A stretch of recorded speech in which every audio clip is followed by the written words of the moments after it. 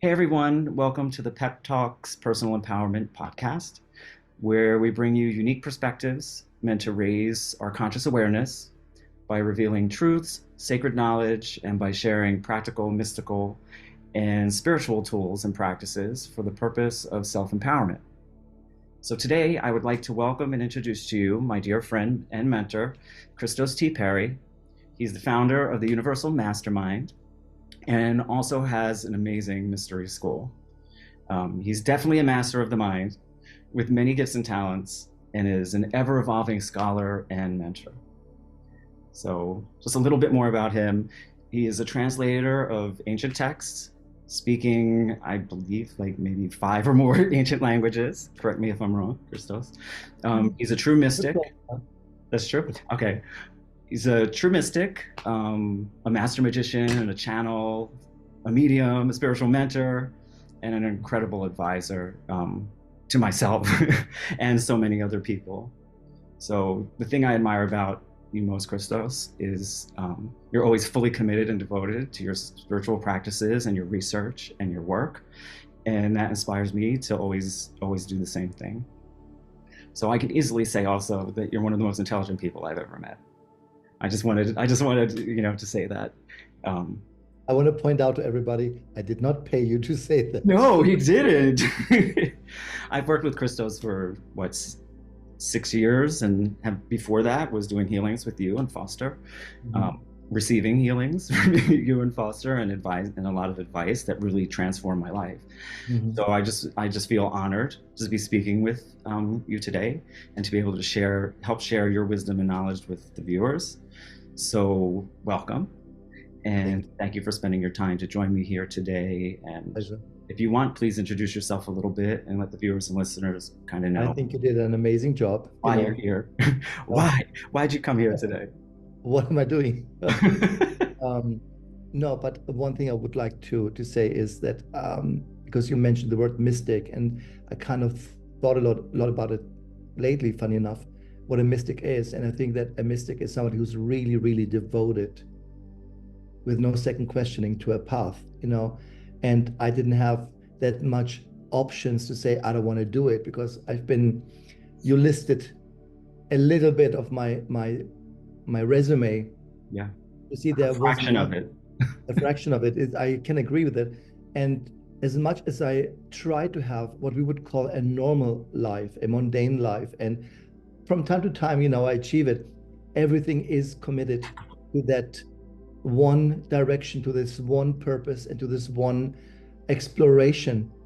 For me, I'm still an explorer. Every time I think I figured everything out, I figured out nothing, basically, or there's more to figure out. And so I'm the most amazed of what and how the universe unfolds when you're willing to unfold. And I think that's what a mystic is in the end.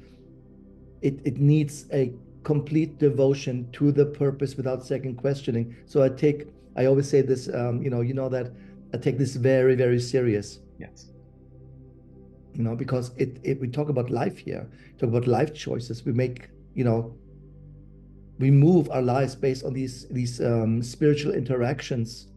And I do because, very often when my students ask me, how do I know, when they try to learn channeling with me, right? Or channeling or mediumship with Foster or anything like this. And I heard this so many times, and they say, how do I know that this is not crap from my head and that it's real? And I said, you will always know the difference, because a real spiritual interaction will never in any shape or form be negative. Non-physical will just not waste their time, because time is an illusion, will not waste their time on judgment or probabilities or, doom and gloom. They just don't care about these things. So when an answer or a transmission is uncharacteristically for you very positive, that's usually not you. See, because we are not on that level of divinity. We are not forgiving beings. We think we are, but we're not. And we're not positive beings. We think we are, but we're not. Because these are really what we would call cosmic or divine qualities. We're not on that level. So by all means, everybody enjoy your little revenge trips, because, at least you feel better. But when it comes to spirituality and transmission and data and context of these transmissions, the moment it's in any shape or form manipulative, judgmental, negative, it's not a transmission. I can guarantee you this. So when people are like, I'll just say getting information, like if it does come across in a negative way, is that more about their shadows and the fears and doubts and things they bring into it, their programming? Indeed, you can look at shadows as a form of filter. You see, because we are shadow-based and shadow-driven, by the way, every ambition is based on a fear. Every success is based on the worry to fail, right? So we are shadow beings. We live in a shadow reality or gravity to some degree. But the idea is to understand that these shadows are not negative, but they represent filtering processes. And filters and shadows are very closely related to truth. It's called a reality check, basically, no matter in what reality you live, because I don't use the term reality, I use the term dimensional existence. We shift dimensions almost every day, some people every hour, basically. I think their shadows are very important because they're a filtering process who give us also a level of perspective, because the last couple of decades, let me say the last 20 years, was very much about the theme of authenticity, to reach a level of authenticity. And authenticity can be faked.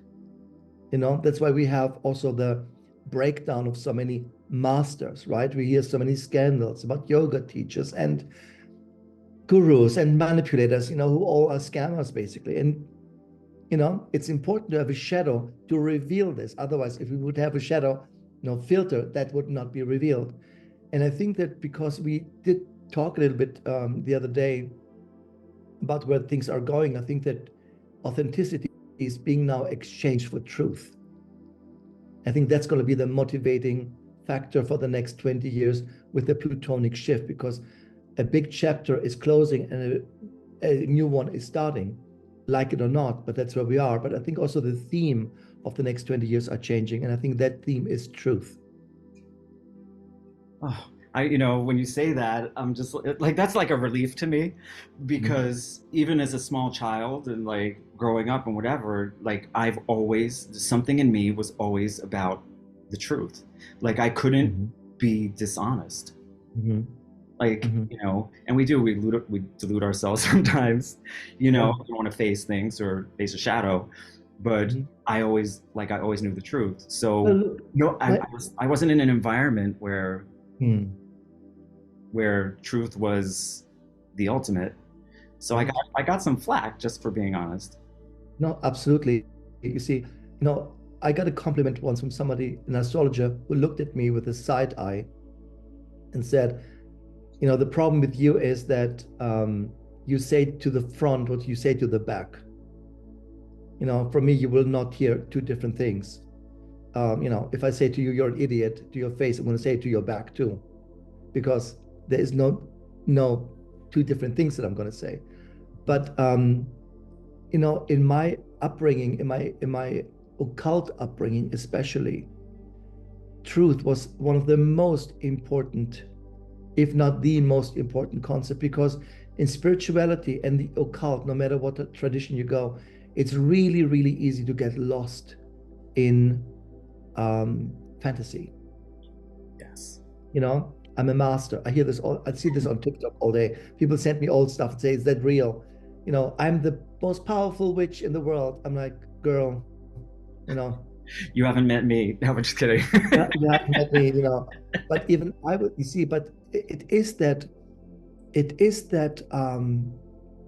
incredible confidence of the last 20 years of people to think, the concept of, if I fake it till I make it, I just need to tell myself and act as I have wisdom flowing out of my ears, and people will eventually believe it and eventually pay for it, because it all breaks down to money in the end. Let's not be foolish here. You see, we all have to make a living, But I think that truth is going to be now a big concept. That's why I wanted to say shadows are not negative. Don't get rid of all your shadows. They're important filters to some degree. And I don't call them shadows, I call them filter processes that give you a little bit of a buffer between what you think you know and if there is a reality connected to it. Because if you feel it, it must become a reality.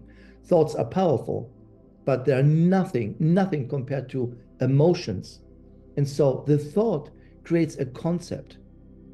But if you don't feel it, if you don't embody the emotion, it cannot translate as a reality. And the universe must always match your emotions to create your reality. So shadows play a very important role in filtering the nonsense.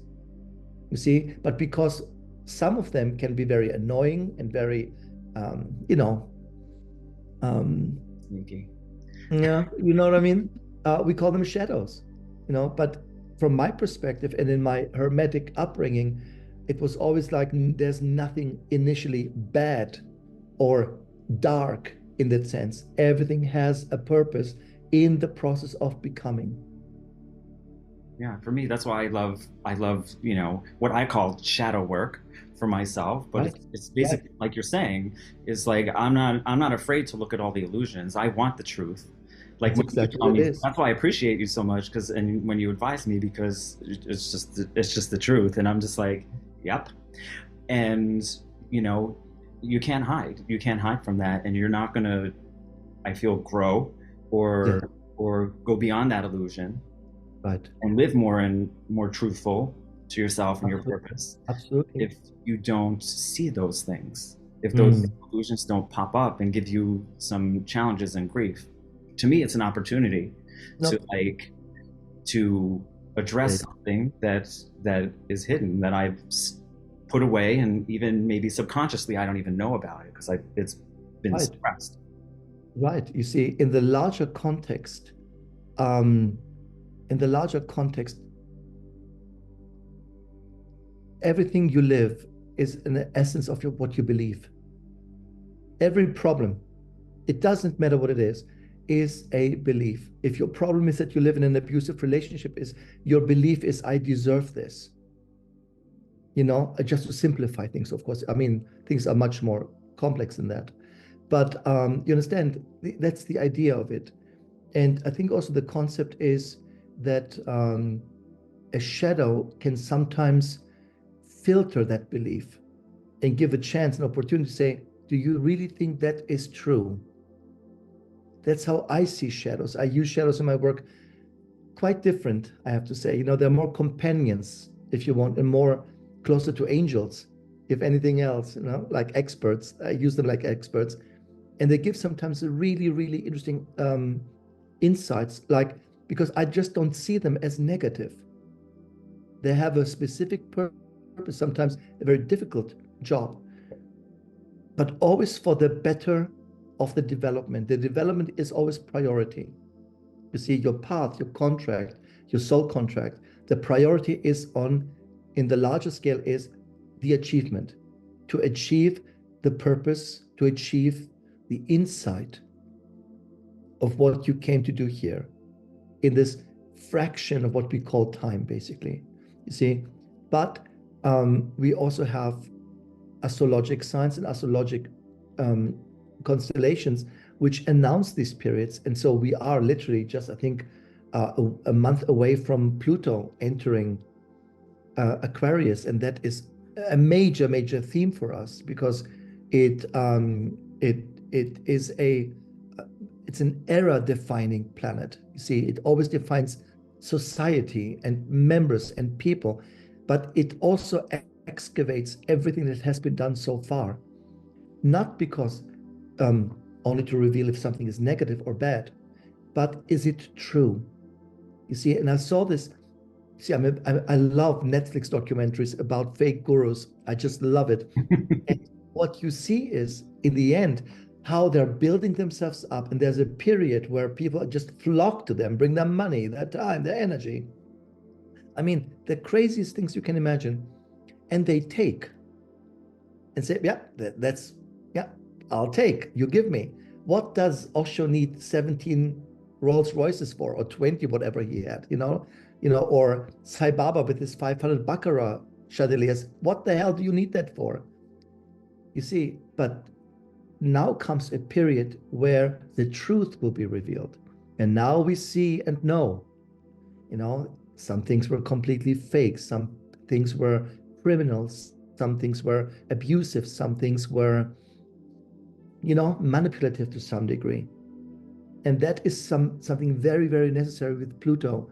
And so I embrace the Pluto period, I have to say, because for truth seekers, it will be the most comfortable time. We don't need to make so much effort for the truth. It's going to be splattered all over the wall, so to speak, you see? And so it's a period where most of us who work in this field will hear, you were right. We're going to hear that, you were right. The other thing is, I told you so, you see? But again, that's what truth does. It's quite a big revealer, see?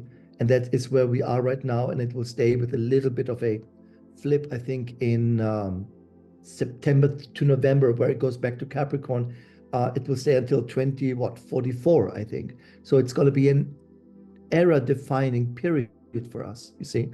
And Pluto comes from the underground, breaks off, breaks apart, destroys if necessary, but not to discard, in order to refine, in order to purify. Pluto in Hermetic is an alchemist. Alchemists are the ultimate recyclers. They don't throw anything away. Okay, everything is being reused and reused. And so it is a constant reusing and ecologic refining of what you've become and the next stage of where you're going. It just depends on what dimensional level you're going to be at that moment. So I'm, just on that last part that you said is like, for 2024, that's coming, and this new era that you're talking about. It's like, what's it going to look like, and how can we prepare for it? Like, how can people, really prepare? Because, all those shifts and all this truth and all of these things can be very challenging, and the planet's changing drastically, and it's a lot. Look, every year, every calendar year has a certain theme or themes by which we are operating. But once in a lifetime, literally once in a lifetime, because the last time that happened was in the American Revolution, when Pluto was in Aquarius. So we are really witnessing, and we are contributors of a huge paradigm shift, a dimensional shift, if you want. We go into the highest density of the third dimension. In every dimension has 4 levels, the most dense and the most high. And we are now in the highest of the third and about to enter the densest of the 4th dimension. And that means new rules. One rule is to be really, really honest with yourself. Is the courage of acknowledgement. That's going to be one of the most important elements. Therefore, you see, I think also it's going to be interesting because we're going to be the most connected globally, and I think also the most alone, because we're all connecting now with our cell phones in our rooms alone, but we are connected with the world, and that is the paradox. We are going to be all connected, and we are all already interconnected, and yet loneliness has never been such a dominant issue, in life. When you lived in New York, when I met New Yorkers and they said, I can't meet people. I said, it's the 20 million people here. How can you not meet somebody? It's possible. It is really possible, to be surrounded by people and not connecting. And I think that level now of Pluto is, and what we have to be careful with, is that we are not becoming a decade of solitude and loneliness, and yet complete interconnectivity. You see, because it happens only through the technological medium. So the word revolution is definitely a concept here. And, at the beginning of March through June 23, when Pluto visited a little bit, right? We had the endless conversation about what to do with AI, how ethical it is and what is real and what is not. And, how much do we still need to read or write, because now ChatGPT can do everything, right? So this is just the beginning. We are entering Star Trek territory, I want to say, but the danger is that we are going to be exposed to every information possible, every person possible, and yet be completely isolated. And that is the danger that I think will happen throughout the next year. We're going to see a lot of, I always say the category is aliens and robots, basically, and the future is now, you see. But beside this, also, all the year is a manifesting year. I think because of the Saturn transit into Pisces, that is a manifesting era, which means people who have done their spiritual work, are disciplined, are committed, have a devotion to their practice, and stick with it. Only those people will have quite a manifesting year ahead of them as an experience, because it is about, you see, Saturn is about limits and structure and responsibility. So if by 2024 you haven't learned and instilled a sense of responsibility, spiritual one especially, I am responsible for my happiness, no one else is, right? To make it easy. When Saturn is in these concepts, he spends all of 24 in the water sign of Pisces, basically. And through, interesting enough, the strictness of Saturn and the dreamy state of Pisces, when you bring them to the polar opposites, but when you bring them together, it really is the dream that becomes reality. You see, and so it's an incredible manifesting era where I think that spells, dreams, communication, anything that is done with devotion, that's the key. It's not the hobby witch who thinks, it's Monday, between the hair salon and my nails, I'm going to do a little spell. That's not what it is. Okay. You can't visit it. you have to become it. You have to devote yourself. Exactly. And you see, the end 2023, I think our lesson was to walk away from any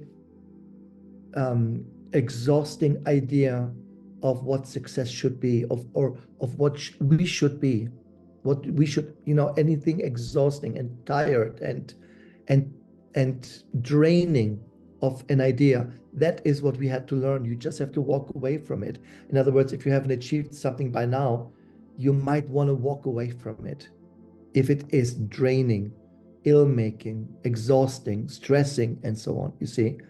And it leads towards a different dream of the future. And now 2024, the lesson is about balancing, and that's, I can't stretch enough, balancing the material and the spiritual, and making, I think the word is reconciling our inner belief and our outer reality, because the one becomes the other. The one becomes the other. I want to say also to people, to your audience, is you have to be careful with your agreements, because once you make an agreement, there's a bond, there's an energetic bond. And these bonds we can't just cut. A divorce is physically an ending, but it doesn't mean that energetically the bond that is in the contract is finished. So we're never, ever finishing or ending something in that sense. So if something cannot be ended, what can we do? Balance. So it's important to balance the element, or the experience. And this year, the ideas that are coming, I always say this, 2024 is when you should stop putting stuff on your vision board and start putting them into your life. Everybody learned like gluing stuff on the vision board and waiting for the board magically to manifest it. And I want people, and I've said this before in our workshops, I want people to become a vision board. And this is something I'm working on at the moment, the the soul vision board, basically, where you don't need to pin anything on anything. You are the carrier of the vision, of the vibration, and of the belief. But we're back to the beginning. If a shadow says you are in conflict with your belief, with the potential of your belief, beliefs are always positive. Soul always says, I believe in you. But when there's a shadow, the shadow doesn't create the disbelief. It just says, listen, you are in contradiction. You've built a contradiction to that. Check it out, filter it out. Use me as a guide through the shadow, through the veil, through the filter, to accept that, you know what, in the end, I don't need to achieve anything because it's there already. I always say we've been traumatized with the idea that we are such complicated, complex human beings, and we're not. We're really, really, really simple. We want to eat, drink, have sex, hopefully sleep, make some money, be happy, and see peace in the world. There's not much to it. You know, the basics are all quite easy, but we've been terrorized and harassed with this idea how incredibly difficult, complex, and magical we are. We're not. You know, our belief, our core belief is what we are born with. The contradictions we build because of life, that's another story. And so a shadow is a filter. And I say shadow as a helper here can be used specifically to understand I've been in the right belief all along. I just put all my energy not discovering a new belief, but putting it against it. Yes, guilty as charged in my past more, not so much in my present. Just like, we growing up, it's like, I always knew. I mean, I was a little kid. I always knew what the truth around me was and what people were absolutely thinking. I didn't know what the hell it was, but I can feel what they're thinking. I can see, I see all of these truths. Why isn't anybody seeing this? So that was always there. But I forgot what I was going to say about it, but yeah, I was saying like guilty as charged. Then all the things in life what happens is you start to say, oh, I'm supposed to do that. Right. I'm supposed to hide the truth about myself or whatever it is. Exactly. And you create that illusion. Absolutely. Because we learn to believe that we have to be ready for it, instead of just accepting that it is. People use spirituality as a huge waste of time to move the furniture around in a room that was fine to begin with. But because they're all in that Karen moment, that chair is not what I wanted and that sofa is not where it should be. It doesn't mean the room was wrong in the first place. I think what we should be moving around is the furniture inside ourselves, which is all this conscious stuff that. Exactly. Instead of saying, I'll take my furniture and move it into a big, magnificent, existent house. Well, that sounds nice too. Oh, there you go. See? Because there's nothing wrong with the damn furniture. See? But, let me just say something about this. It's going to be very, very much a time of quality over quantity, especially in relationships. And so I think that because of the Pisces quality, you've been through this already, but I think that it will be very, very clear for people when they live in or repeat. I call certain relationships people-pleasing relationships. More than love or intention for a commitment, there is a pleasing behavior. And I think the configurations are going to shift completely into quality rather than quantity. Or am I pleasing myself in the relationship as well? So that we're going to have quite a bit of separations, divorces, friendships that break apart that used to be great just a year ago. Suddenly we have nothing to talk to each other, anything. See, we think, my God, are they crazy? What's happening to them? But this is exactly where I'm telling you, it is that when you develop and you move on in your own purpose, in your own pace, that you're shifting dimensions. And I always say, when you are with people and you're getting along and it's all great, and suddenly there's nothing to say anymore. From one different, there's nothing to say. There's an annoyance. There is even hostility in there. It means that you have transported yourself to your next dimensional earth and they have remained here. So there is literally a world between you. There's nothing connecting you anymore. Yeah. And we just had a little bit of a taster, if you want, over the last year or over this year, basically, because that is just the beginning. Right. Things just, I just woke up and I'm just like, yeah, no, this isn't okay. Like this is, the question, over, this ended. The question to make it more tangible is to ask yourself in your relationship, am I being manipulated? And in order to be happy, do I need to manipulate in return? Yeah. If you would love me, you would do this. And if you would be really, then you would do that. And if you do this, you would do that. That is basically the manipulation. That's what I say with quantity. It's just the more we demand, the less we have to give, because we're just too empty to present our own worthiness to ourselves in a relationship. So the most important, and I think if you look from a time frame about between March and October, that's going to be quite an interesting time. How we relate to each other in general, also as people. It's important that we all, especially in our country, that we come together again as one. Because what makes America so special is that usually you can have an opinion and no one needs to argue with it. Because a free will and free opinion is very sacred here. But if it's been used to manipulate, or let's say to benefit only one part of society and not all of society, that's the idea. That's the idea, you see. We have the same thing with the war at the moment in Israel, right? And people say, why don't you say something about it? Who do you support? And I said, support nobody. Israel is wrong and Hamas is wrong. In war, no one is right and everybody's wrong.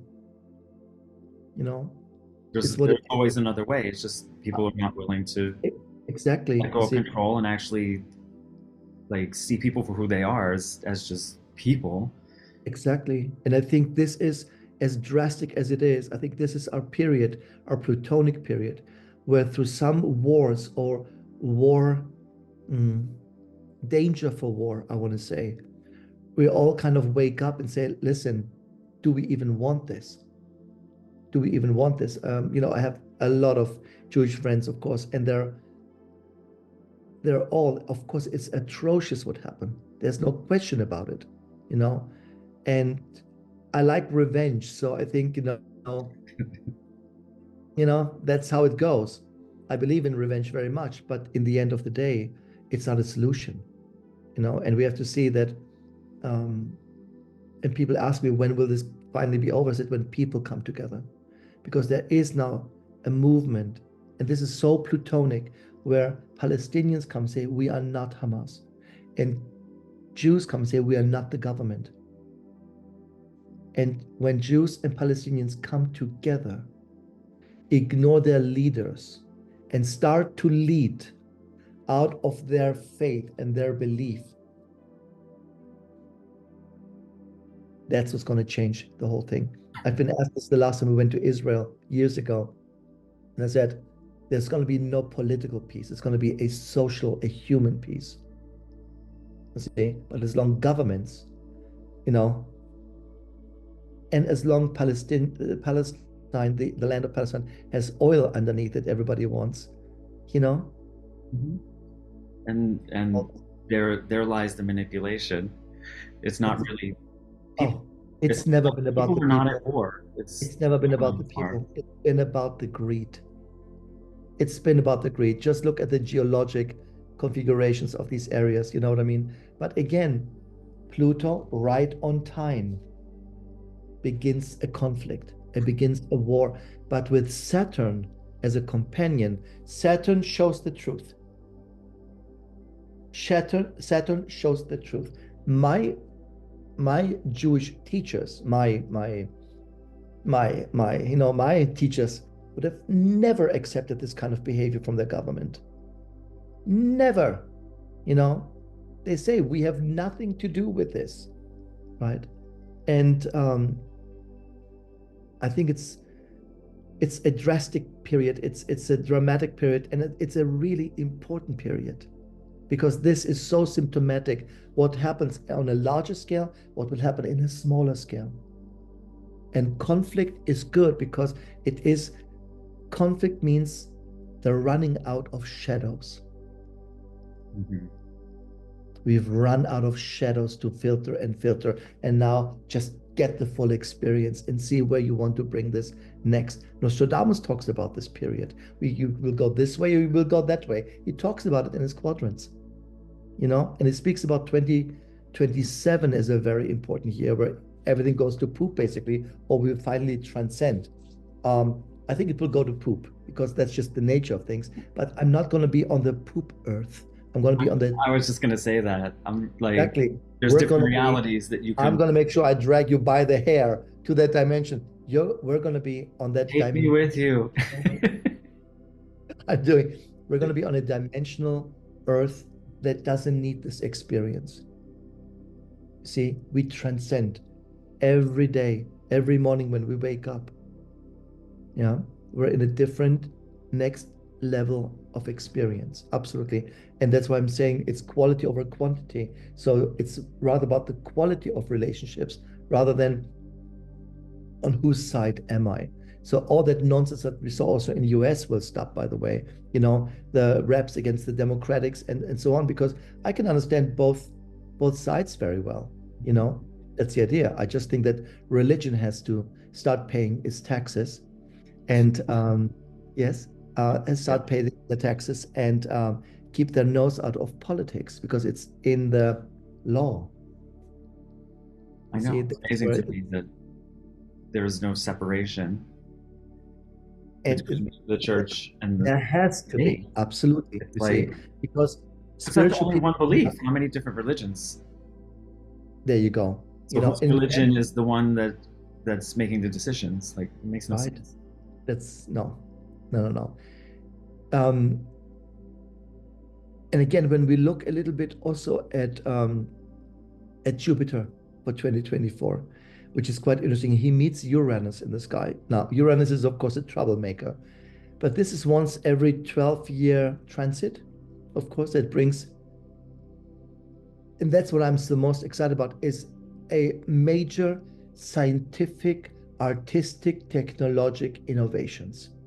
We're going to have massive breakthroughs in art, in like AI, for example. We're going to have massive breakthroughs in medicine. I'm sure within the next couple of years, we're going to have a cure for AIDS. We're going to have a cure for breast cancer. We're going to have a cure for Alzheimer. So I don't say just treatments, but cures.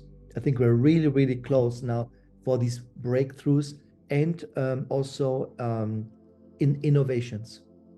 Yeah, I drive a Tesla for the purpose of leaving as little carbon footprint as possible, and that was just the beginning, and there's many Elon Musks still about to come, who are basically now 15 and already know how to transcend the world, basically. The last time this shift happened was 2010 and 2011.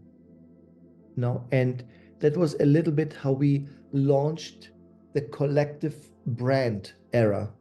We all became a brand, so to speak. And this time it's happening in Taurus, this transition. And we can expect what I would call a cultural shock. It's culture shocks, in economy, in the health system, in, global itself. I think it will happen, you see. And change is good. That's the advice I want to give. is to be open for experimentation, to try something new. That's going to be very helpful. To not resist or be against something from the beginning. Give yourself a chance, give yourself an opportunity to experience something and say, maybe it wasn't for me, but it was good that I had the experience. Yeah. So resistance is not a good motivator for next year. Be open for it. I mean, you and me, and people like us, we are just so used to experimentation. It's going to be second nature. But for some people, it's going to be quite drastic to say, oh my God, I have to change my routine to some degree, you know. But I think it's an important time to be open for the unexpected, I want to say, because we're going to have a lot of that. Like Global. I love that. Is global. It's like, who doesn't love a good surprise? You know, it's like, right. If everything stays the same. This is why I never I understand why people don't want change. It's like fear of change, and I have to now shift my life, and then that could be challenging, and I don't know where I'm going to end up, and all of that. It's about comfort. It's about comfort. Yeah. It's about comfort. You know, comfort, and I'm like excited to see what the next thing is. I'm excited to learn something new.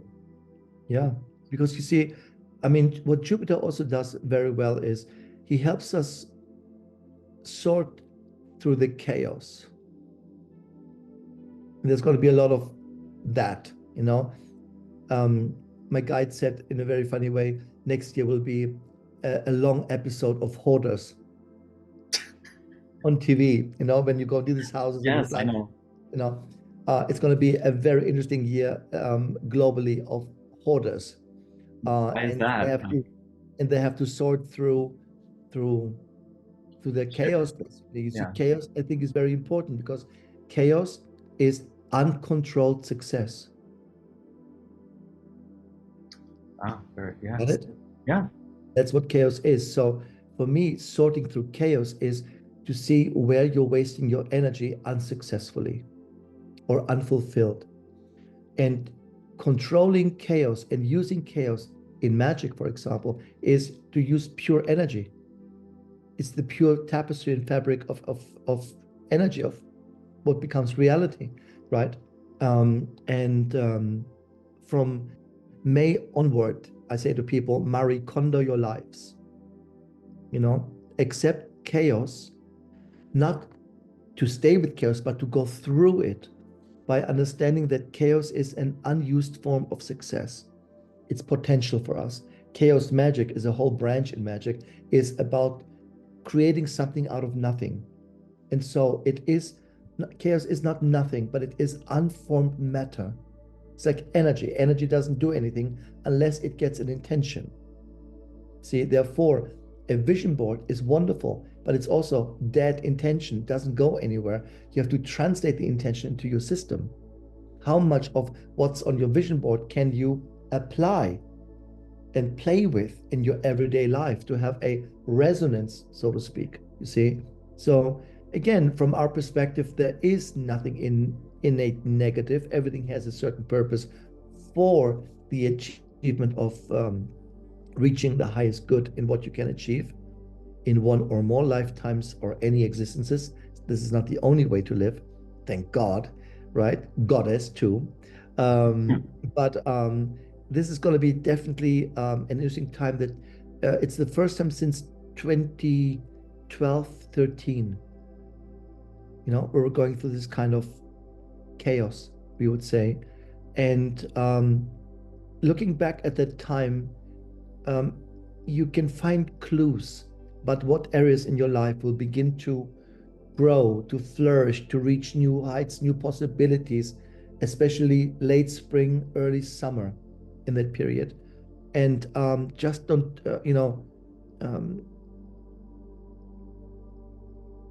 I always say, be careful how much you share and with whom you share. Because, you know, people like to talk, and that transition makes it really talkative, very gossipy, very chattery, and very, you know, the intellectual rabbit holes, I want to call them. Got to be careful with that stuff, because everybody wants their influence on you. See, that's the idea. And this is something that in Hermetics, as a Hermetic teacher, you learn is not to want to influence. I'm again, I could take my business to a much bigger height if I want, but I I'm I was trained. Can I say trained? Yes, I want to use this term, trained, to understand that it's not about me having influence. It's about me helping people to not need people like me. It's a paradox, but that's what I always say. The biggest success is when I don't see people anymore because they got what they needed to that degree. I always love to see people again and see how far they went. But interesting enough, this year we went to Brazil for the first time, Roberto, and we saw people I met a decade ago. I've never seen them again. They said that workshop in Italy was so transformative, was so important that I needed 10 years to recycle everything. Amazing. See, from a Hermetic point, that's success. So, of course, it is important to have clients, to have students, to have people, but always with the premise you don't need anyone or anything when you have all the tools in agreement with your truth and your devotion. And that's what we do. We should be just facilitators to that and nothing else. So, like, you think well, this is what I'm thinking, but like people need to really focus, myself included, and I have been doing that, but like to really focus on who you are. Mm-hmm. Like, isn't it really like discovering who you are, what your mission is, and devoting yourself to that and all of the tools that are going to get you there? You see, I think then it will open up. I can absolutely. Absolutely. You're the best example, Roberto, because in the end, look, you start with, like so many, with astrology, and you look at your chart and you look at your aspects and what your personality is, and then you start to go deeper and deeper and deeper. And in the end, I think what's important is to know your purpose. There's not 10 purposes, there's not 50, there's one. There's one purpose. The one purpose is always connected to the soul family. We are all coming from our own soul families who are all dedicated to one specific subject. Or, one soul family can be money, wealth, and success. Another soul family is healing, dreaming, and predicting, for example. Another one can be crafts, arts, and haircutting, for example. We all have our soul families. And so to know the direction of your soul family and identify that gives you a huge boost in this, who am I, you see? But that also goes a little bit hand in hand what we used to hear a couple of years ago. What's the purpose of life? The big philosophic question of it. Life has no purpose unless you give it purpose. Yes, we have a contract, and yes, we have a frame, but I cannot tell you the impact and the importance of the lateral movement within our contracts. I've seen people with a contract so challenging, not bad, because we don't choose bad things, but challenging, who could turn it around 180 degrees to a complete different direction. And that was because they developed, they evolved, they devoted, they faced themselves. And I think shadow work is going to be the most important work in the next decade, because you cannot achieve something if you don't understand the filter, the shadow, the veil. That's what I mean, like about know who you are, because it's like you're not these things, these illusions, these masks that you set up, that other people have convinced you to set up for yourself. Right. Exactly.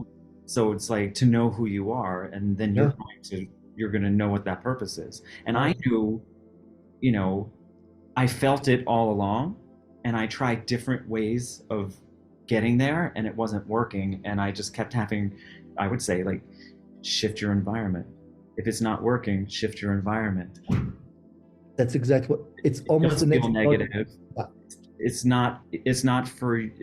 There's no purpose Yeah, other than to direct you to your purpose. right. Absolutely. And I think especially it's so correct what you say. And I know people who do, you would say, who do exactly the right things, all the right tools, but they live in an environment which is completely contradictory.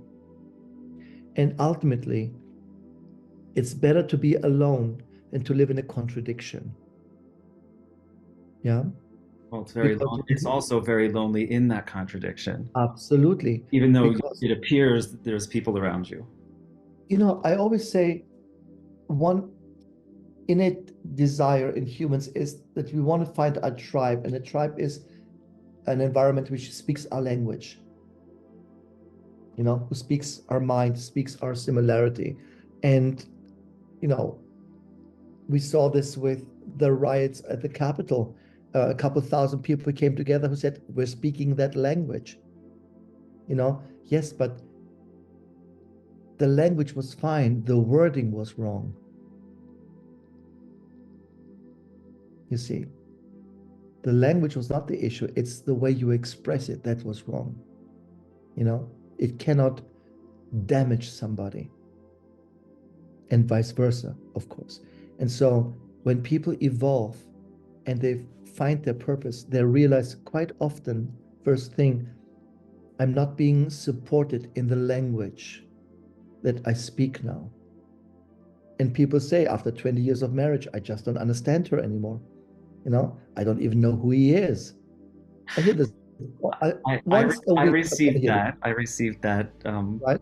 pretty much But exact statement. mhm, yeah, Who and are you? it's literally, it's exactly, and it's a complete legit observation, you see, because, well, I'm not what you thought I am, and you are not what I thought you are, which is again a form of taking responsibility for your own happiness. You see, if we start blaming people, why don't you do this and do that? I would be happy if you do this. That's the moment I would leave. I would leave out of every relationship, and there is a form of expectation that, I or my partner has some magical powers to make me happy. You know, that's, I think, the biggest downfall in relationships in general is expectation. Yeah, that's why I'm always telling people and clients, it's just like, do what makes you happy. It's like you Yeah, have to make yourself happy. yeah, There's yeah. like no one's gonna do it. No one, like, it's not even their responsibility to make you happy. That's how I feel about it. I see people in my clientele who love to blame their partners, first of all, and then use that blame to say, I want a divorce or I want to leave. And I say, it's not really fair to blame somebody for your unhappiness because that's your job. In most cases, our partners don't even know they're doing it. Hmm. We're just evolving. That is the problem, or not problem. We're evolving, and from that evolution, we have to be honest. And honesty is, I could now pinpoint 20 things that are wrong in the relationship, or what would make me happy, you know, and that's something you have to give to yourself. And Because that's what I did. And the reason I'm yeah, talking about me is because um, it's like I wasn't blaming him. hmm I wasn't angry. hmm It's like I can't be myself. Like in all the self discovery and all the devotional work, yeah, it's like, yes, I remember this is who I really am. I right. can't do that here. You see what you said? You remembered something that was there all along.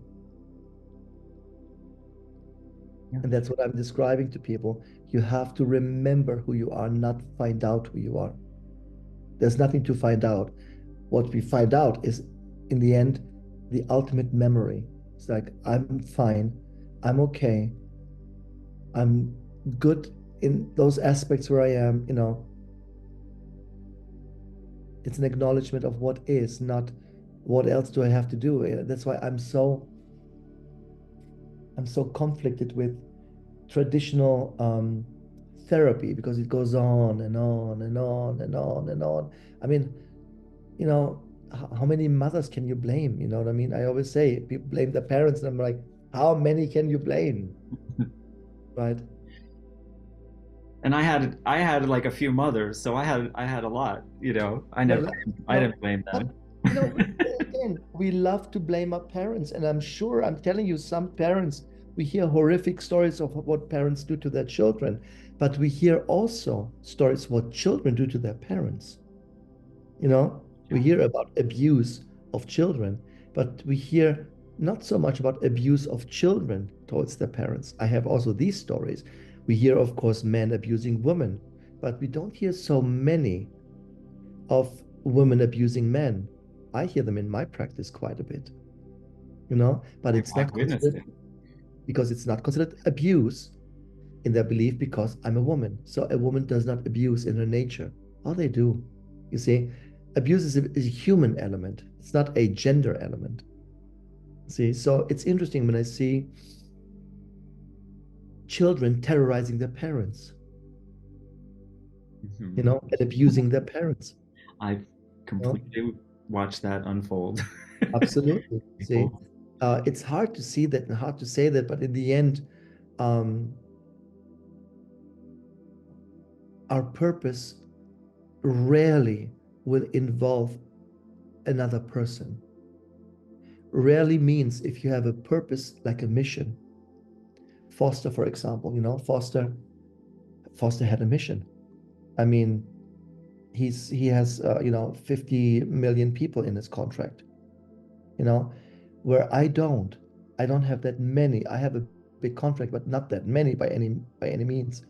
Um, but rarely we will not include somebody in our contract in that respect unless you have a mission.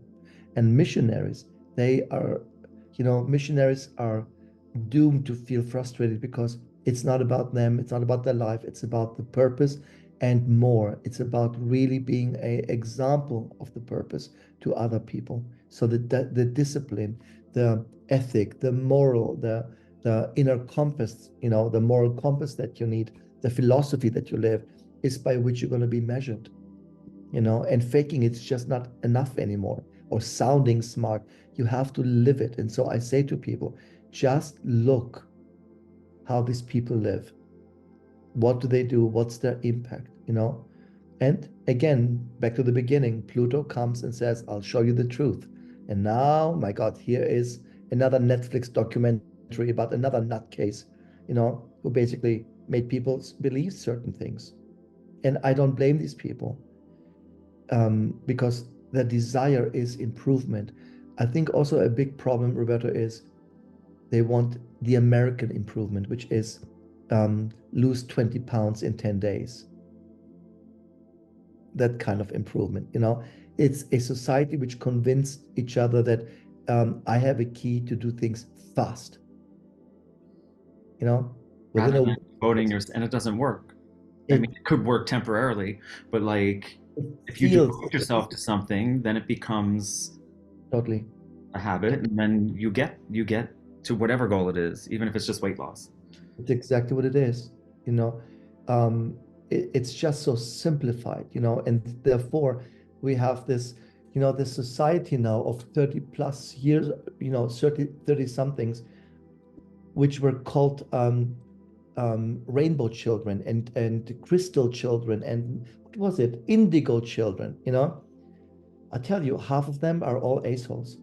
I mean, total a-holes, you know. They think they are the greatest thing on this planet, entitled Karens, you know, and it's like, you know, I was born spiritual. I'm like, oh, just shut up. It's amazing because they've been told, you know, I mean, no discipline, no nothing, but they've been told you are special. And it was, I think, the 80s or 90s where parents were just obsessed with having an indigo child, you know, and these are now psychologically quite challenging types of people, you know, because they It's an question. illusion. It's a total illusion. You know, you're a mess. And the fact is, nothing in your life is magenta. Nothing is indigo. Because if you live an indigo life, okay, It's a very transcendent, very healing, very compassionate color to live. No, no, it's not a reality, you see. And that's what parents did by default. They wanted special children, just talk themselves into having one. And the kid says, my mother told me I'm great, so I'm great. Yeah, well, where is the greatness? Where does it translate? And that's when, again, spirituality comes in as a business and says, I have the key. In a weekend, you can get that. No, in a weekend, you learn tools. Like with me, you learn content, tools, aspects. Now sit down and do it for a year. You see, my Kabbalah training is 10 months long. Yeah, certain rituals need to be done for a year. And that's why, do you see 500,000 people around me doing this? Of course not, because I don't promise, and I could, but you see, it's unethical. I could, I don't promise this to, will be done. No, completely transforming your inner temple. exactly.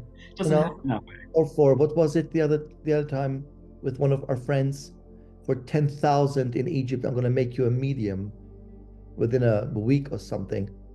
No. I missed that one. I didn't even see that. Just sitting in Egypt for $10,000 doesn't make you a medium. No, it's devotion that makes you a channel, a medium, a teacher, a coach. A coach is just a new word for a high priest or high priestess. It's people who have enough context gathered and sense and wisdom to give advice. That's the idea. I have 25-year-olds who are coaches.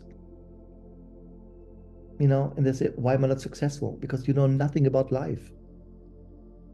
A coach teaches not only technical things or, content stuff, but teaches from life.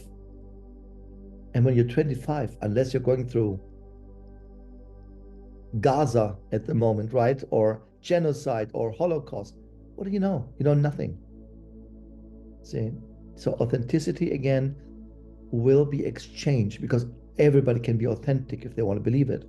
But is it true? And that's going to be the big question for next year. Everything you believe, is it true? Yeah. I don't know if anyone can hear this, but some plane just flew right by very low. There's a messenger, plane or a bird, something comes from above. See what I mean? It's quite fascinating to look at the moment, I have to say. It's quite fascinating because nothing is written in stone. It can go this way, it can go that way. But like in magic, we say when we do a spell or ritual, sometimes good things happen, sometimes bad things happen. But if you do nothing, nothing happens.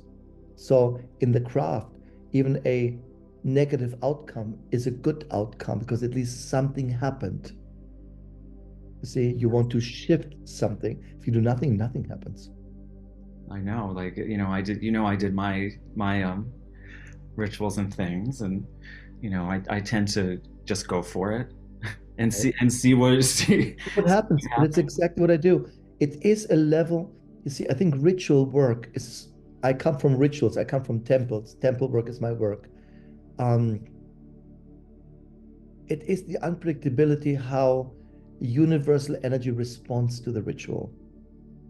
And even if it looks like completely different or even negative at first, in the long run, it leads to the direction or to the goal that was intended.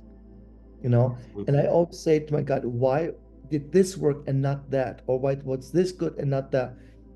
And he always says, because of the filter of your belief, which is your shadow filter. A ritual will not change your belief. It will amplify it. If anything, a ritual, a spell, a meditation, Roberto, will amplify everything. So you have to really come to terms with, what the hell do I believe? What is my truth that I believe? Because every practice I connect now to it will become literally reality, And so to make it the most harmonious, it doesn't matter what you do to improve your life. It's important what you believe you are worthy, what you believe you deserve to be. That's where shadows are important. And again, shadows are filters. They're not negative aspects. It- you see, because I don't see the world in a threatening way. You see, I work with demons, and they show up to me in Hawaii shorts and tiki shirts and with a cocktail. I'm like, what the hell is going on here? And he says, didn't you just call me? And I said, who are you? I said, I'm Lucifer. I'm like, really? He says, I could swap into the horns if you want that more, but this is more comfortable. And I say to this being, why don't you show up with the horns and the hoof and the fork? He says, because you don't believe it. You don't believe it. Yeah, I got a cowboy. You see what I mean? And I heard this in my group. So many said, I called this being that is like the terror of all terrors. And it came out to be like this housewife with rollers, rollers in her hair and a cigarette. And she's like, how can I help you? And it's like, I'm in the wrong dimension. It's so funny. But I realized that the people who created these rituals were very God-fearing people. And so everything, the fear of God punishing you for doing what you're doing is, it must be a beast with 5 heads, and a cat's tail and a God knows what. But Lucifer said to me, listen, or Lucifer, even Archangel Michael showed up. I work with angels as well. And I'm like, where's your wings? He says, you don't believe in them. I'm like, I could. Well, if you would, then they would show up because we are a representation of your belief. That's why there is not one form that matches everybody. So in my ritual groups, you know that, Roberto, I don't say this is the look and this is what you can expect, because it would ruin your own experience. Because, you get a woman with curlers in her hair and she gets somebody who is dressed like a princess. And you say, well, mine is wrong then, because I got a curl hair, cigarette smoking housewife, But this is, again, how powerful the belief is. The projection must be based on what you believe. That's what I love. It just popped into my head, the Kabbalah work that you were talking about, the training for like 10 months. There, part of that is about releasing fears and taboos and Exactly. and sitting in your own energy for 12 hours. Right. So you can really see yourself. All the illusions come up, all the shadows come up. Exactly. That's exactly what it is. You take the time to do that. So I just think that work was really important for me in my, transition and awakening. But also, talk about when you said Lucifer as well. It's like we're talking about truth, right? The bringer of truth, the bringer of light. Right. Exactly. Enlightenment. So all of those other things that were to create fear based on someone that actually brought light to the world. Right. That's why I also say, when people say, do you do demon work and angel work? I said, I really don't believe in angels and demons. Not, at least not in that form. Because the way I connect, and I tell you, I get a lot of information from these experts, as I call them. And it is like going to school. It's the most magnificent thing for me. Because, people say, how can I read about this? I said, you can't read it. I get it from a different source, my content. And it's just a very different experience, a very metaphysical experience when you're not programmed, in shape or form, but experience a ritual in its absolute form. I always say to people, when people say, what can I expect from a reading, or what can I expect from the workshop? I said, don't come. I always say, don't do it. Don't do it, because that is a translation for, I have a certain idea and my expectation should match that idea. You see? Remember when I came to you for the first time, eons ago? Wasn't that long, but and you asked me, like, so why are you here? What did you come for? And what did I say? I was like, I don't know. I just knew I was supposed to show up here. You do whatever it is that you do, and that's exactly what it is. And I feel like that's really important. That's the most important thing. To show up in anything in your life with no expectation. Follow your instinct, follow your purpose. and then follow your inner voice, and you will show up. But I'm telling you, don't Google it, don't Twitter it, don't research it. Just show up and see what it gives you, why you're there. And I've been to invitations that I thought I don't really need that, or I don't know what to do there, but I went anywhere, and something interesting would show up anyway. Something that inspired me at least in the lowest form, or even transformed me in the highest form. But this is the most important thing. Be clear, what is the concept of what am I offering? What is it that you do? But to ask, what's going to happen? What am I supposed to do? Am I bringing something? What can I expect? What does it look like? And this is levels of shadows that will taint the experience of any process that you're trying to invite into your life. And I say, until you have that in check and are willing, as you say, to say, I'm open, I'm here for a purpose, And so, I don't teach beginner stuff. No. Never did, I definitely take very complicated, very complex things, simplify them enough to make them livable, right? And I think it's always interesting to me to see, because I do not advertise really. I'm not that type of person. It's interesting that who shows up in my work. With Foster, it's a different thing because he's a healer. So he has a different magnetic effect on people, or attraction level.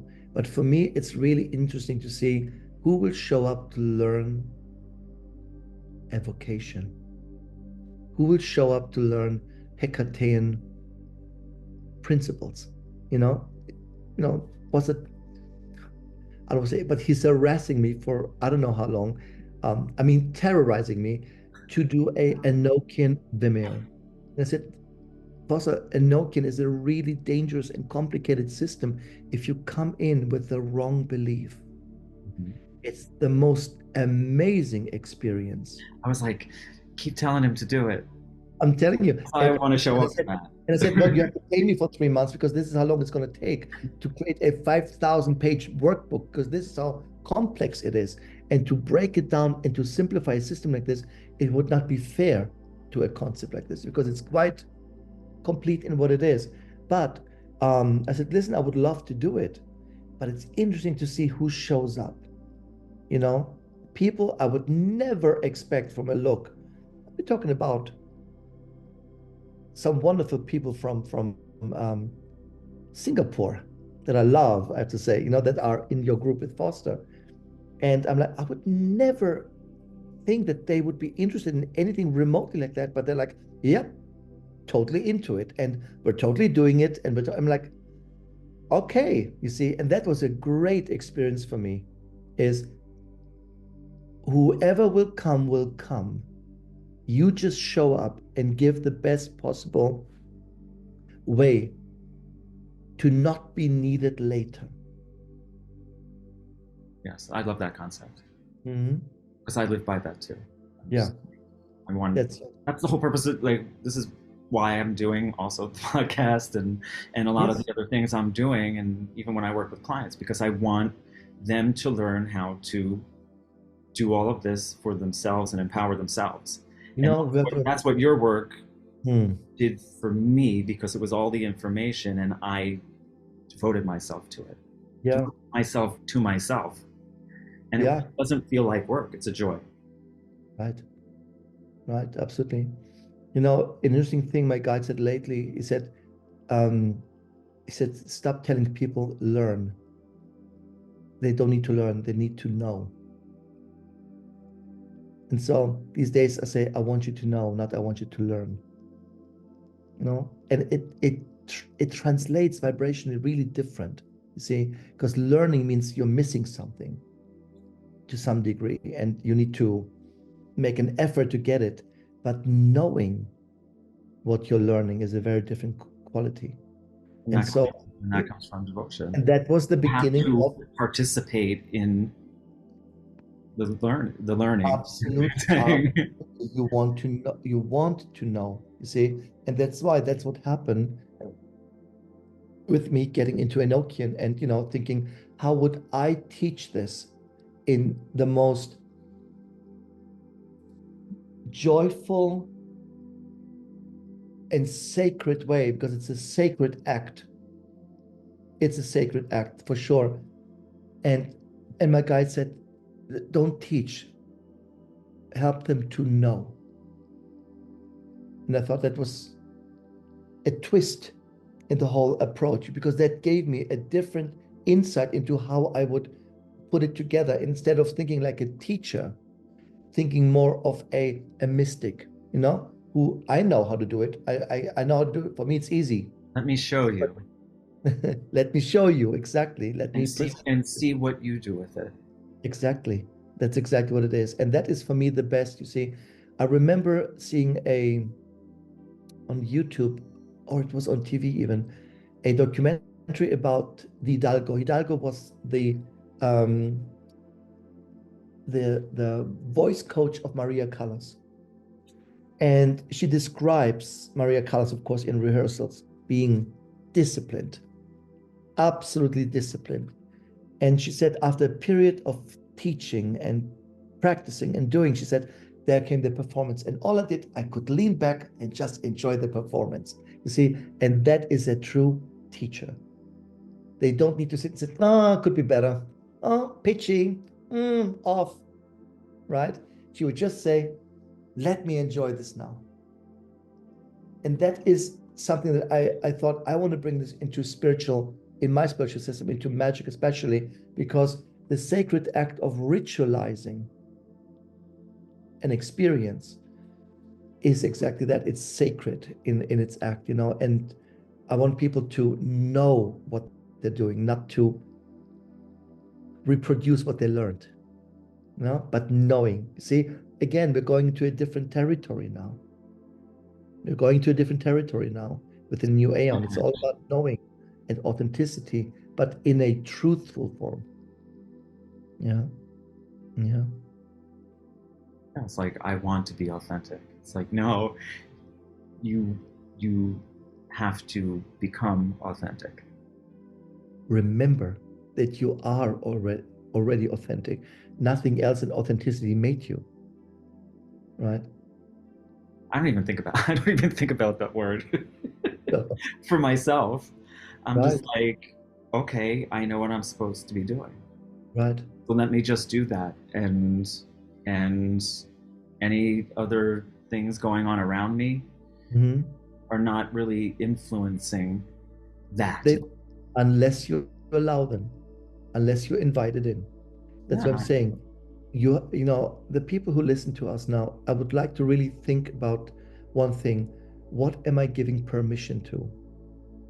Because everything in your life is about permission. From what you eat to what you're listening to who you're spending your time with. This is about permission. And that's why I really like the word divorce, because it says, I just stop giving you permission and I give permission to myself. That's a beautiful way to think of it. In a way. Which is why I wasn't angry, because I said to myself, I chose this. Right. For whatever purpose that I chose it for, and now I understand. And I know what I'm supposed to do, where I'm supposed to be, and be that. And then be in that moment. Exactly. Yeah. So leaving becomes, besides the complexities of rearranging your life, becomes such a beautiful experience. An arrival. Leaving one dimension means you're arriving. You can't leave without arriving at the same time. Everything happens simultaneously. You just adjust it to your more happiest dimensional self. There was a Roberto much happier, and he said, I want to be part of that Roberto's life. Say that again? No, because it's not for me necessarily. I feel I preferred, like, have him say that again. It is, Oh, um, there was already a Roberto living a very happy life, very fulfilled life. And your current Roberto said, I want to be part of that Roberto's experience. So you left one to arrive in the other. yeah. And that's an issue, Roberto, because people, they don't want to leave, but they want to arrive. How do I get there? I hear this at least twice a week. I'm still married, but is there something else for me still in. Because if there is a guaranteed, then I will leave. But if there's not, I can arrange myself. See? Right. Yeah. These people need therapy and medication. Too many voices in the head. Just not 10 years of it. There you go. There you go. Understand. So, we're like on time. Okay, so we've spoken for a while. I really appreciate, everything that you're saying, insights, and I'm sure this is really gonna resonate with a lot of people at this time, and just giving them like, okay, life, like the world is changing. Right. Simplest thing is to stay in truth, see the truth about yourself. Speak the truth. Live the truth. And that will steer you through all of this. This is what I was hearing. Yeah. From what absolutely. Yeah. So is there like, I know, and I'm doing these things, like the mind training workshop that you do. I feel that's like, that's something for people to really, how would you describe it? But like to focus, to control the mind. Yes. Because your mind is not just your brain or your current state. It is a multitude of understandings. They're called brain waves, technically. But it is important to understand on what level happens what. Certain healings happen in one dimension of your mind, but corrections or creations happen on a different level. And the first thing I learned, and this is still my opinion, I think that 90% why people are not successful in their practice, no matter how disciplined it is, they cannot control the mind. They skip it because they think it's just meditation. It's not meditation. And I have to say, Jose Silva was a massive influential person in my life very, very early. And I took that system or that experience and, altered it a little bit to my purpose, to more the occult or spiritual purpose, because Jose could not say ESP then when I learned it, or psychic, or, but that's what people were becoming. He called it simply mind control. But what he really meant is, very different things. And only, I remember at the very end of his life, he wanted to release Silver Mind ESP, I think it was called, which was all about extrasensory perception and psychic and so on. And he died. And that went basically nowhere, but it ended up in some other people's hands. And then they did it in his concept, because the system was already perfect there. But you see, I have Pluto in my first house, so I always need to change and transform and adjust things to our current. Explains everything. That is me. That is me. Pluto and Uranus in my first house. So I live from transformation. I live from refinement. Refining. That's a great word. And even stripping sometimes. You see, I strip things from the unnecessary and discover often what makes a ritual work or what makes the core work, basically, in that sense. I don't say dimensions anymore. I say densities now, because, dimensions sound like levels, but densities is like water that evaporates. First it's liquid, then it's vapor, then it's condensed, then it can be ice. It's still water, but it's in its various grades of density. And so we are now at the highest density of the third dimension and about to enter the lowest density of the fourth dimension. What does that look like? Because I know people would be like, Okay, I'm looking forward to it. But for you, what is it like? The What does fourth it dimension, mean to go to that first density of the fourth?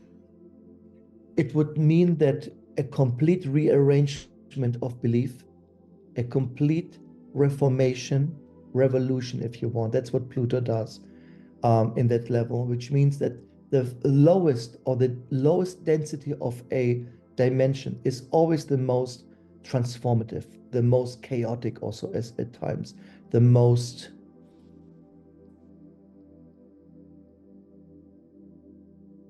transpersonal to some degree. It affects everybody on a very deep psychological level, even spiritual level. And I think once we're going through that, then comes the refining levels of the fourth dimension, you see. And quite frankly, I think that the fourth dimension will give us an activation of parts of our DNA that are not active at the moment. There will be more awakening states. I think we're going to be ready to be introduced to alien ancestors who are already present, but we're going to be able to see more. I think people will be able to see more. Yeah, we had already an interesting experience about a couple of years ago when people in, I could be wrong, in China, I think, we're talking about thousands, recorded on their cell phones these floating cities. There's YouTube material about it. It was all over the news too. It's like, what the hell is that? I mean, you could see, and that you saw floating cities, and that is when dimensional Earths meet at crossing points. And so, for a brief moment, humanity had the ability at the entrance point of the highest density of the third dimension to peek into the fourth dimension. And so, what the fourth dimension represents is seeing.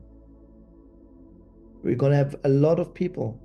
I see ghosts, I see spirits, I see light, I hear voices, I see this, I see that, I talk to gnomes. We're going to think people went mad, but it is For me, I'll be like, finally, you see them.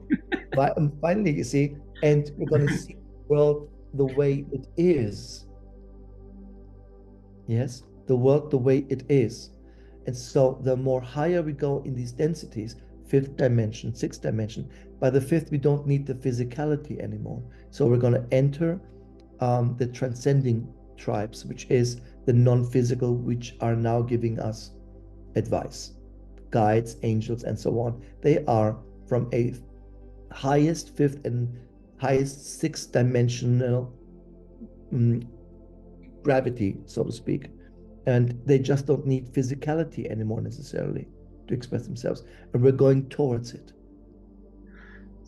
So, like, how can people get themselves there? Like, people that do have a practice, especially, it'll probably be a little bit easier. But the mind training thing comes back in because we're talking about chaos. So I think people can't they can't control or make sense of the chaos. Right. You can create incredibly from that place. So controlling the mind is one way in. It's the way in. It is the way in because everything else you do, everything else is based on, you see, the quality of the tree that you plant in a seed depends on the quality of the earth you're planting it in. And so for me, it is like paying really good attention to nurture the soil, the earth by which you want to plant. You see, because depending on how good the earth is, how well you prepared it, that's how seeds can grow, basically. And that is absolutely the path for me in my system. This is the first path to go in. And then comes, based in that path, comes the self-examination. And Hermetic self-examination, the way I do it, is removing beliefs which are in contradiction to the original being, which all religions, by the way, present to us, which is you are perfect, you are divine made, you are cosmically great. Well, then why do I believe the opposite? Because this is also a side effect of being bombarded and gaslit for thousands of years, by people who don't want everybody to have this experience. This is the war we're really in. There are people who know about this very, very well and live it. You would never hear about these people online or anything because they would have to share the experience. They will not. They will not. And so, you could tell by default. I don't think they do it purposely or by intention, but I think when you stop saying no to more, you're in a good place, because there is an infinite amount of what the universe can give us for what we can also ask and receive. And by understanding that energy is very much lateral movement, you can manipulate it. And that's why we're on this planet, is to learn to manipulate energy, basically. And it all depends on how you control your mind and how you control your emotions. The mind doesn't do much. It's the emotion which translates into materialization. And this is the manifesting year. So I'll tell you, you're going to have people say, I just thought about it. I'm not trained or nothing, and things happened. And it's happening already in my clientele. They say, can it be that I'm already there? I said, yes. It's not so complicated. You see, you just have to stop working towards something to think that it's missing and you have to do all the work to get there, rather than removing the filters that convince you that it's not there. Well, I feel like working towards stuff, like the word itself, it's like work, is Right. actually what's stopping you. It drains you because we give people awards at the end of their lives when they croaked like idiots swimming against the stream. And then we give them awards and say, look, he really killed himself, literally swimming against the stream. It's ridiculous, but we're giving awards and honors for this, and all I think is stupid. Why would you do that? There is this English term, go with the flow. Yes.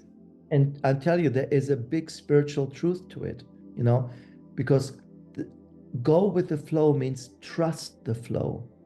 Trust that the intelligence of the universe knows how to flow you. It will not just smash you against the wall and say, I had a bad day, so I let it out on you. There is no negative element to it. See, trust in the deepest sense cannot create negativity.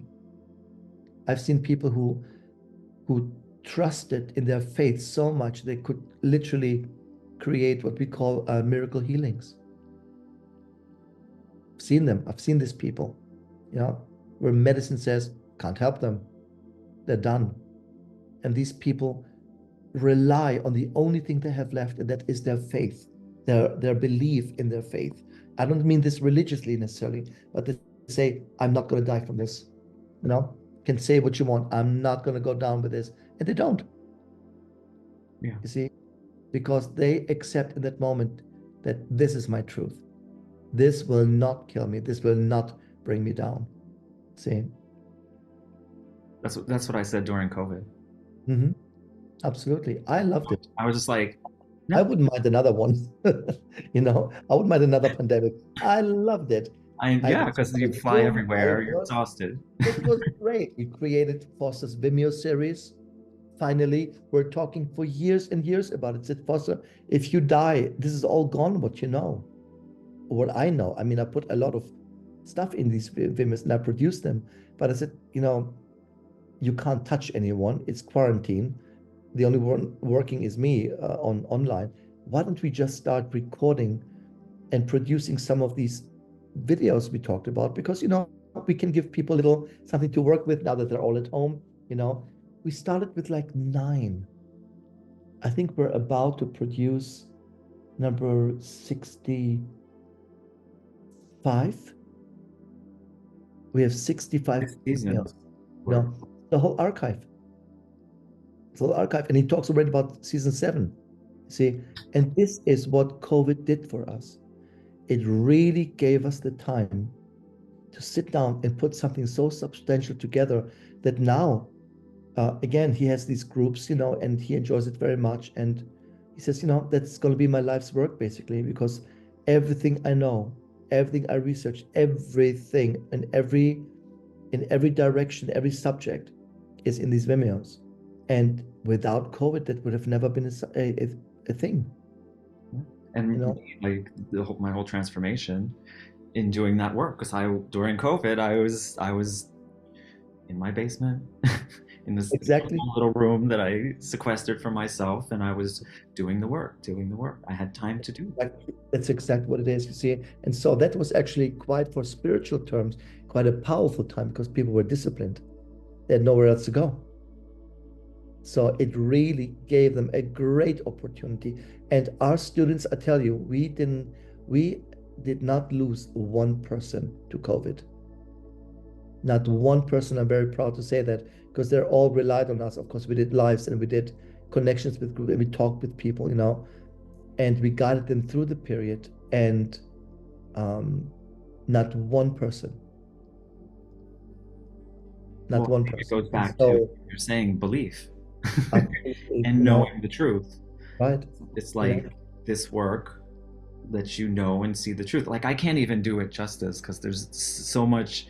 It's like sacred information, ancient information. Like you're talking about, religion, and how it's in some ways gaslighting people into a way of thinking and a belief system. Right. But I feel like the people that haven't gotten out of that, awakened out of that, and see more of the truth, they're living from 1,000 years ago to now. But what about everything that came before? Right. And before that, and before that, that's the work. And I think that's what you were talking about. It's like the sources that you have from all of these old translations that people don't have access to. That is very true. Truth. It's the absolute truth. Because the fact is, without going into interpretive measures, but the thing is, we had societies who were able to build things, to create things, like the pyramids, like the Sphinx, like Machu Picchu, like Angkor Wat. We had, to think that we are the highest technologically evolved on the planet, it's ridiculous. Not even close. Not even close, because our ancestors knew about the harnessing of gravity by harnessing the power of light and sound. And that's how they knew how to manipulate certain energies. Yeah, that's the idea. And that knowledge still exists, but it exists in what we call, let's call them sacred societies, only for us and no one else. But that ends. At least now that ends, because Pluto is bringing knowledge to everyone. Yeah, that's important. What they do with it is free will, of course, and free choice, but the accessibility is there. So we'll see what will happen. There's no good or bad. It's like, with how much consciousness are you using this knowledge? Right. Or how little. Or how little, exactly. Is going to determine whether it's life-giving, life-affirming, destructive. And we have this in so many examples when people say, I don't know why I did it, but I just knew I had to do it. And that is one little experience of what it should be. You don't need to know. You need to do what you feel, the knowing and the feeling, rather than the knowing in the mind. See? And but we're going there. We're becoming a much more I want to say a much more, it doesn't look like it, I want to say it, but we're going to become a much more evolved species. I know it doesn't look at it, but it will, once knowledge is equally distributed, and truth is distributed equally as well. And hopefully truth is not being measured against another truth. My truth is more important than your truth, because we had it now thousands of years with my God is better than your God. Right? So hopefully we don't go into that. It's the same one. It should just change If it's the real right, you see. But divine. I'm hopeful. I'm optimistic. I'm hopeful. I'm looking at things from a very bright point, you know. I don't ignore the facts of what's happening right now. These are dark times, but they're necessary. They've always come and gone. They always brought a huge amount of understanding, you know, and it brings people together. I think it's fantastic when demonstrations happen, people come together. I don't have to agree with the demonstration, by the way, but it shouldn't harm anybody. It shouldn't go and hurt somebody. It shouldn't go and impose something on another person. You know, that I think is where it goes wrong and goes off. Right. So I'm Hopeful. I'm hopeful. That's a good word. I'm really hopeful. Yes. You know. Yeah. I am too. Despite all the, gloom and doom that. Right. You know, it will not last, the gloom and doom. It has to pass at some point. Yeah. Yeah. So I think that's it. That's all you get for now. And now that's it. It's plenty. Now chew it. It's plenty. And, Good. a lot of you that are probably going to be watching already know Kristos and Foster and their work and how powerful and transformational it is. But if you don't, I would say this is a great first step in. So I'm going to put everything, like how do we contact you all, what your workshops are, and have that. And I'll ask you, Sure. not here, but separately, Well, what you'd like me to. website is always the first thing. We always post something there. And Foster likes Facebook. So if you go to Foster Perry, he will always put something out there. You know, I'm just too inconsistent with it, but he's always going to say something. The thing is, we have a very, very established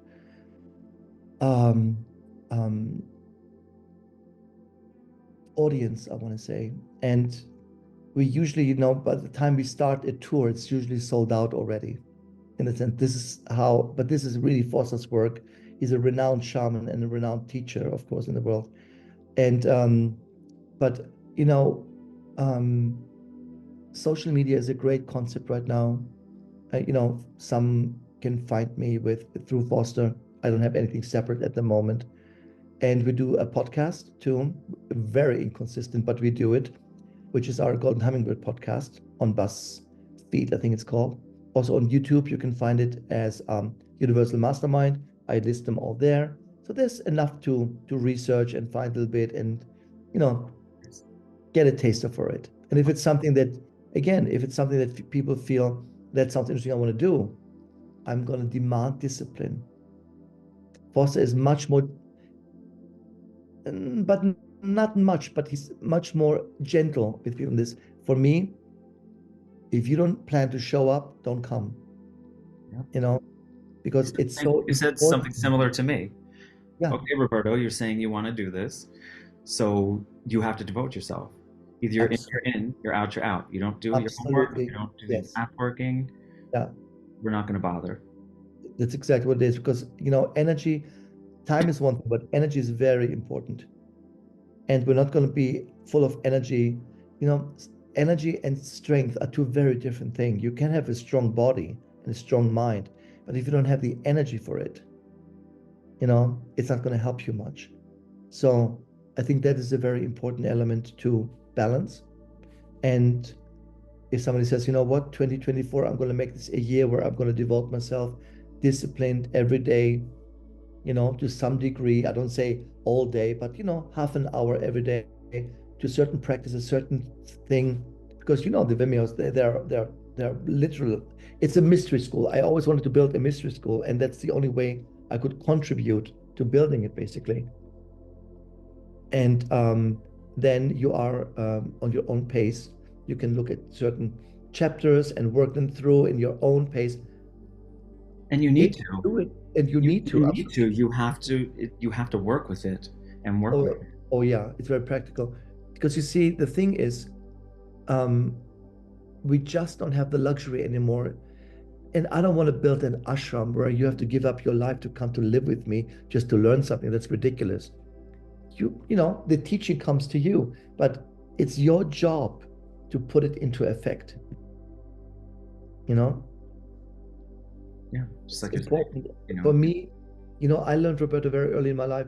My teacher said, "You're going to be a great teacher." I said, "Oh no, I'm going into music." Here I am, a teacher, of course, but he also said, make sure that your student knows what to do with the material you give them,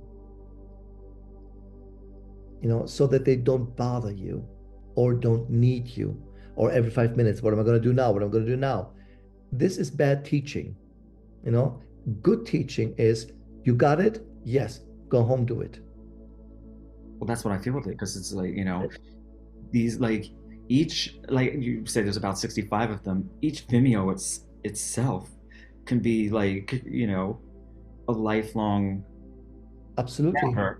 Absolutely. You see, the reason why we did it, Roberto, was when Foster said he had an apprenticeship group, and it came in and out. I don't know. Eventually, I said, listen, we have to avoid creating people who think shamans are just a little sage and a drum, because they meet a drum circle, sage a little bit, and think now they're shamans. It takes about 10 years of intense training to be a shaman, depending on the tradition you incorporate.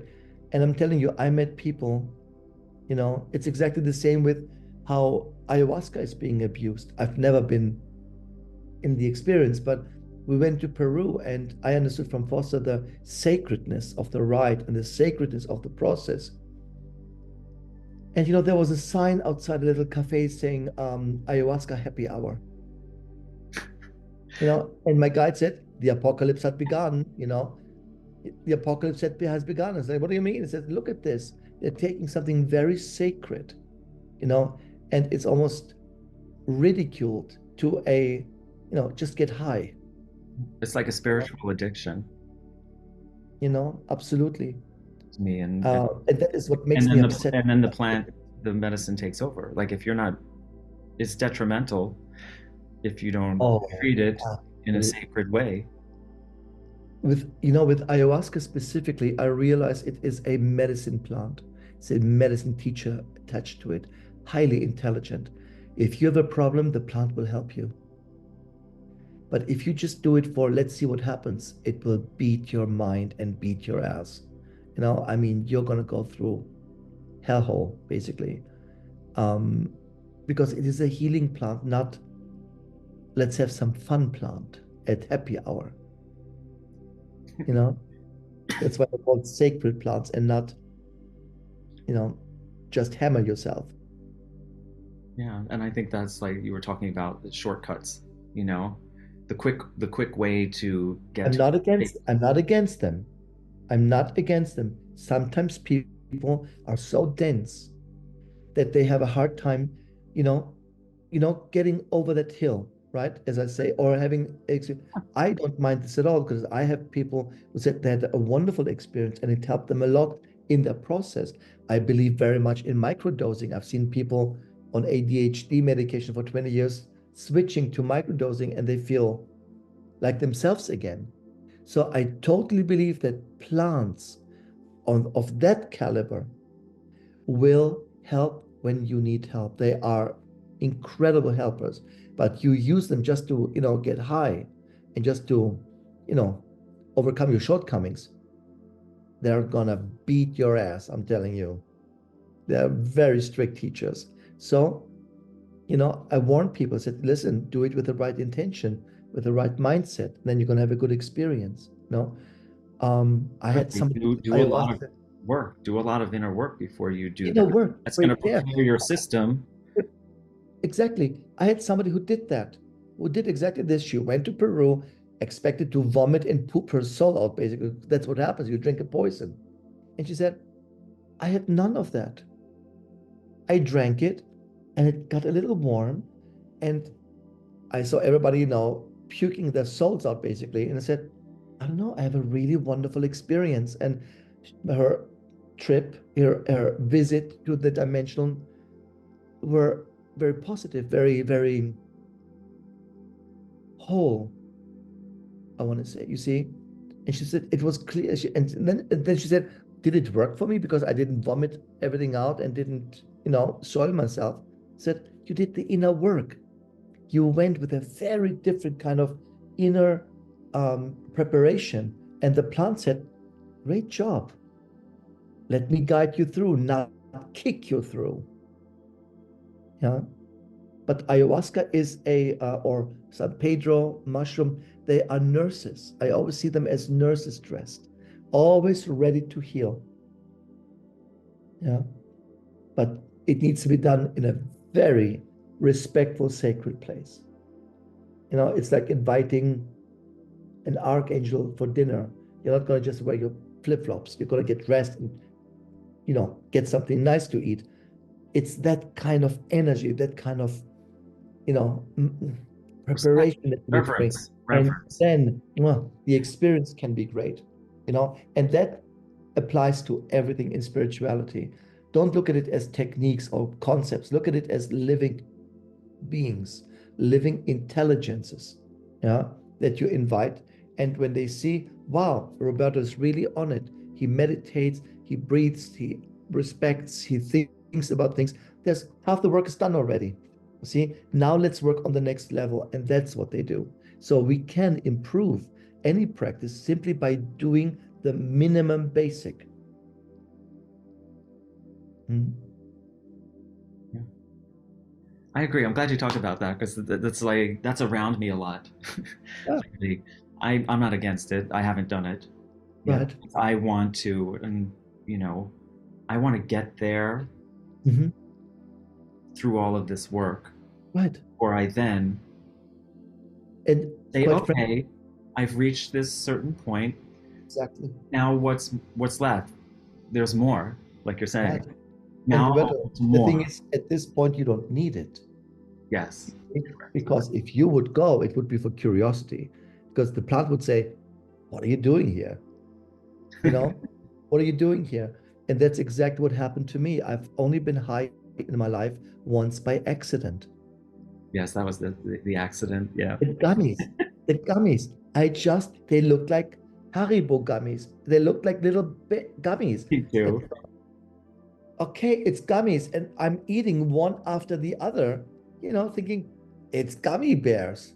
I mean, it's the pot thing in, but I had zero experience and it hammered me. I mean, I ate like 10. That's a lot. I ate the bag, I ate the bag and nothing happened. I thought, I feel good. And Foss was like, oh my God, you're supposed to eat only half. I said, what are you talking about? This is just gummy bears.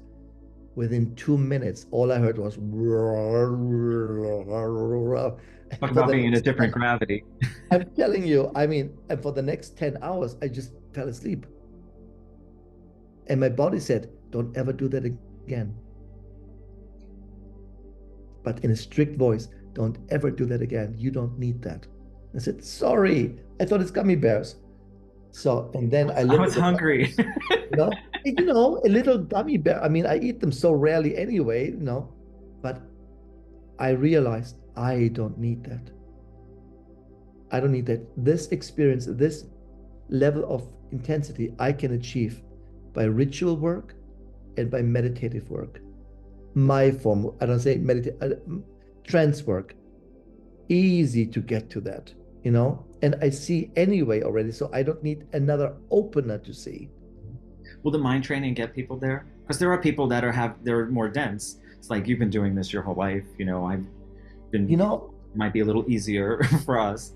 Roberto, I have a lot of men in this work. Straight men, corporate men, people who have nothing to do with spirituality, but they trust me because I sound normal.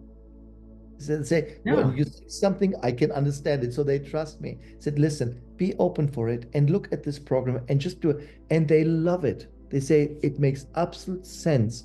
I can follow the purpose and the meaning of the process. And it doesn't require anything crazy from me, you know? So it's just a form of focusing a thought for a certain time.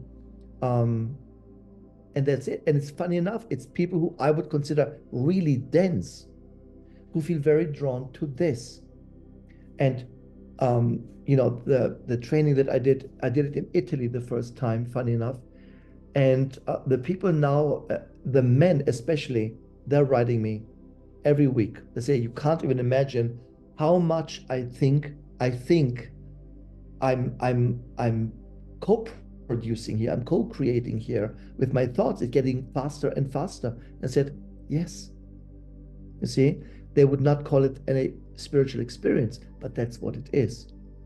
But they are in their density, you see. So that is quite an elevation of refinement of the dense level. That's all they need. And they're done. You see, that's their purpose. They don't need anything. They don't desire to become witches and walk and dance naked around a fire in the woods. They don't have to, although that would be fun to watch. You see what I mean? They don't have to. That already is enough. And so I start always with, when students come, say, how is your mental training? How is your mental preparation? How is your mind training? What have you done so far? You see, and people who are really into TM, meditation, programming, and so on, they have a much, much easier time with my system, because the pre-work is already half done. And it's, in a way, it's a type of biohacking. And I think that, like, you do biohacking workshops too, which I took, which I'm so glad. So it's like, that's why I kept bringing it. I felt like I have to keep bringing this up for some reason. It's a way in, and you just said it. It's like people that you wouldn't have thought necessarily are really drawn to it, and it's doable, and they're getting results from it. Right, totally. So that's why I'm telling you, I'm the most surprised who always ends up in front of, on my couch. I'm like, really, you want to do this? And there's this itty bitty little person, yep, I'm open for it, and I'm the most surprised, but this is how resonance works. See, you can only attract what goes into resonance. Yeah. It's important to have to be able to control your mind, balance your emotions, feel everything, and then focus it. And focus. The rest. That's magic.